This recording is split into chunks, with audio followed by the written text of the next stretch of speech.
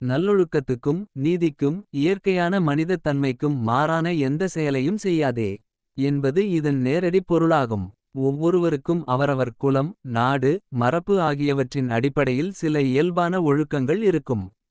அத்தகைய ஒழுக்க நெறிகளுக்குப் புறம்பான, அதாவது அநாகரிகமான, பாவமான, பிறருக்கு தீமை விளைவிக்கக்கூடிய செயல்களில் ஈடுபடக்கூடாது என்று ஒளவையார் அறிவுறுத்துகிறார்.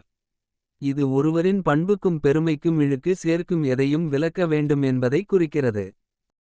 ஒரு கிராமத்தில் மடையன் என்று செல்லமாக அழைக்கப்பட்ட ஒரு இளைஞன் இருந்தான். அவன் நல்ல உழைப்பாளி, நேர்மையானவன். அவனுடைய இயல்பு, சுபாவம் திருடுவதோ பிறரை ஏமாற்றுவதோ அல்ல. அவன் விவசாயம் செய்து நிம்மதியாக வாழ்ந்தான்.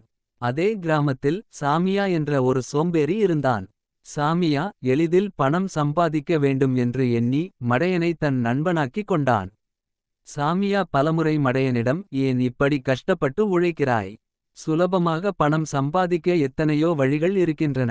கொஞ்சம் புத்திசாலித்தனமாக நடந்தால் போதும் என்று தவறான வழிகளைச் சொல்லி மூளைச்சலவை செய்தான். முதலில் மடையன் தயங்கினான். இது நமது இயல்பு அல்ல, நாம் நேர்மையாக உழைத்து வாழ வேண்டும் என்று மறுத்தான். ஆனால் சாமியா விடுவதாக இல்லை. இரவில் திருடி பணம் சம்பாதிப்பது எவ்வளவு சுலபம் என்று ஆசையை காட்டினான். மடையன் சாமியாவின் சகவாசத்தால் மெல்ல மெல்லத் தன் நல்லியல்பிலிருந்து மாறினான். பேராசை அவனை ஆட்கொள்ள சாமியாவுடன் சேர்ந்து திருட ஆரம்பித்தான்.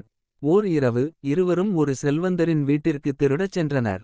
ஆனால் அங்குள்ள மக்கள் விழித்து கொண்டனர். சாமியா எப்படியோ தப்பி ஓடிவிட்டான். ஆனால் மடையன் கையும் களவுமாக பிடிபட்டான். அவனது நல்ல இயல்பை அறிந்திருந்த மக்கள் அவனது இந்த இழிசெயலை பார்த்து அதிர்ச்சியடைந்தனர். மடையனுக்கு பெரிய தண்டனை கிடைத்தது. சிறையில் அடைக்கப்பட்டான். அவன் செய்த இயல்பு அலாதன, இயல்புக்கு மாறான செயல் அவனது வாழ்க்கையையே அழித்துவிட்டது. தன் தவறை உணர்ந்து அவன் அழுதான். நான் எனது இயல்புக்கு மாறாக நடந்ததால்தான் இந்த துயரம் என்று வருந்தினான். அவனுடைய இயல்பான விவசாயத் தொழிலை விட்டு திருட்டுத் தொழிலுக்குச் சென்றது அவன் செய்த மாபெரும் தவறு. மடையன் சிறையிலிருந்து திரும்பி வந்தபோது அவனுக்கு எந்த வேலையும் கொடுக்க ஊர் மக்கள் பயந்தனர். அவனுடைய இயல்பு அலாதன செயல் அவனது நற்பெயரையும் நிம்மதியான வாழ்க்கையையும் பறித்தது. நீதி, உனது நல்லொழுக்கத்துக்கும் இயல்புக்கும் மாறான தீய செயல்களை ஒருபோதும் செய்யாதே.